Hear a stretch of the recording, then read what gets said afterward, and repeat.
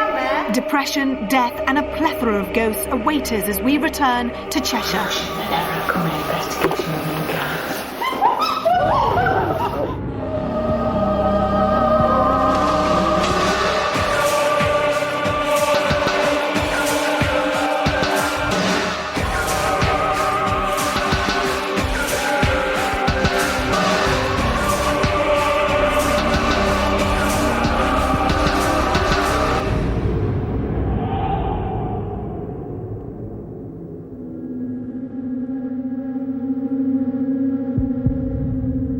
I'm Yvette Fielding, and this week I would like to invite you to join my team as we return to one of Britain's oldest and scariest locations.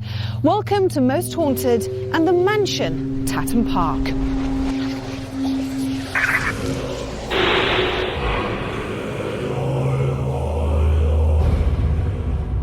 The estate was in the hands of the Egerton family from before 1600, though the land itself has been inhabited since 8000 BC.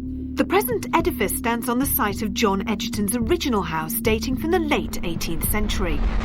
At the height of the Egertons' fortunes, the estate boasted over 25,000 acres. It's now a more modest 2,000, with the mansion itself set within 1,000 acres of walled parkland.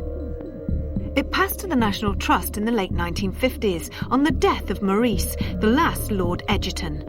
The house is said to be alive with spiritual activity, all connected with the Egerton occupation. Present-day staff report odd but not unpleasant odours, unexplained clusters of flies in certain parts of the house, the sense of having been touched by unseen hands, disembodied voices, shuffling footsteps echoing down empty corridors, and perhaps most unsettling of all, sightings of various dark apparitions and spirits, both in the house and in the gardens. With so many stories of ghosts said to plague this mansion, who would be brave enough to spend a night alone and in the dark here? Well, that's exactly what Kath and I did, and this is what happened.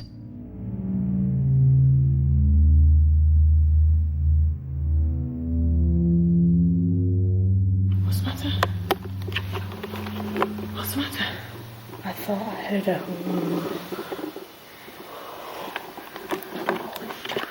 It is dark, isn't it? Did you hear that? I heard that before. I heard that before. It was a woman moan.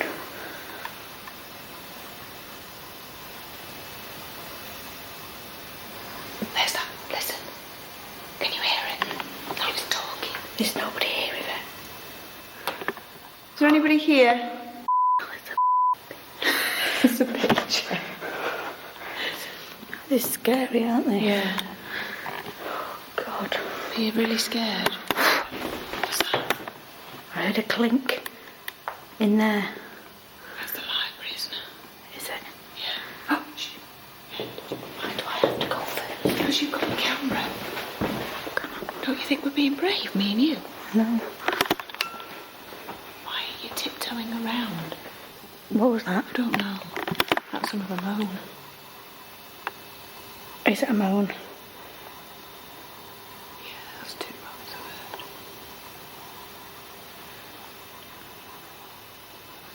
Come on, let's go. Let's sidestep out. What, like the whole... What are you running for? Don't run.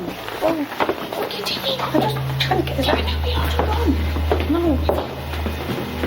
What? It's only those jingling. Which way? I don't know. I'm going This away. way, this way, this way, this way. What, out? Left. The voices and noises that Kath and I heard certainly gave us cause for concern regarding the coming night's investigation. Now, normally we start our investigation inside our chosen location, but this place is so full of ghosts there isn't enough room for any more, and so our first phantom has been relegated to suffer the harsh seasons alone and outside. The ghost of Lady Charlotte Egerton is said to roam the gardens and grounds of this delightful mansion. It is thought that she's trying to make her way to the house, but never quite gets there.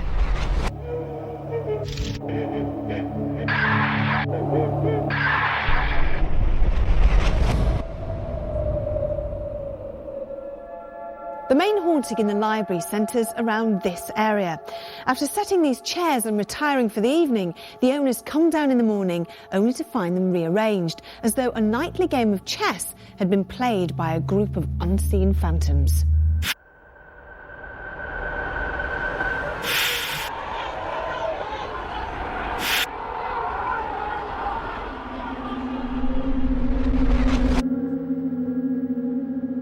I've experienced the doors rattling in the tenants' hall in the early hours of the morning, and also a colleague of mine and myself one early morning witnessed a figure walk past one of the doorways.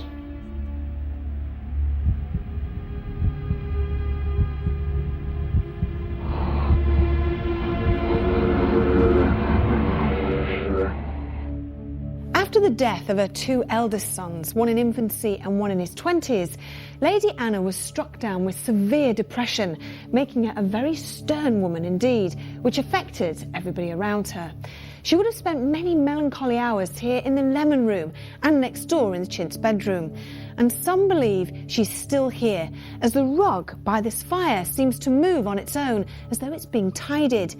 Many people complain of feeling depressed and uneasy when entering the rooms, and in the dead of night, a low murmuring can be heard when both areas are thought to be empty.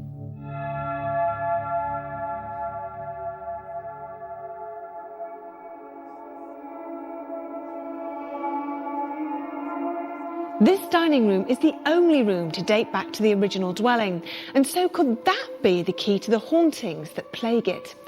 Elizabeth Sykes was a woman who loved this place so much that she refuses to leave and has been seen here on a regular basis by staff and guests alike, walking endlessly around.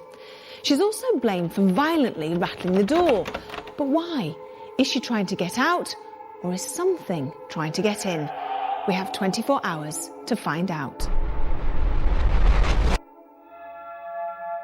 With such a fascinating history and so much reported activity, what would Dr. Kieran O'Keefe be expecting from the coming investigation? Well, Kieran, we've come back to Cheshire, we've come back to the Tatton Park estate. How do you think this investigation is going to differ from the previous one?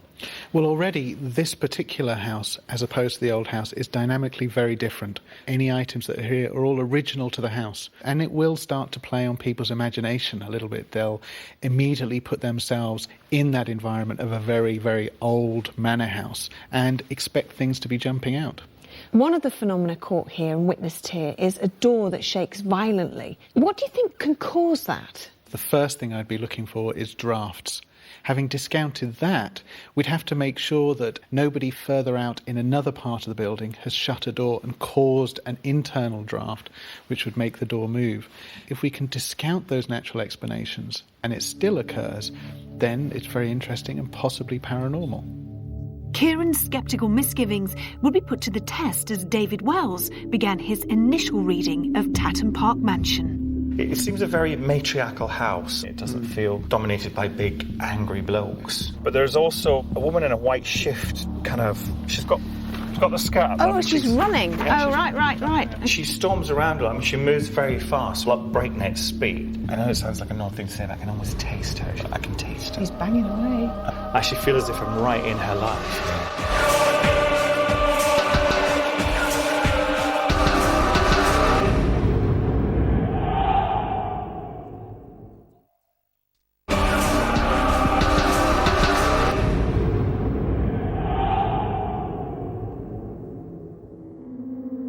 David Wells started his customary first reading outside in the gardens of the house. Would he pick up on the spirit of Lady Charlotte Egerton, who supposedly walked this area?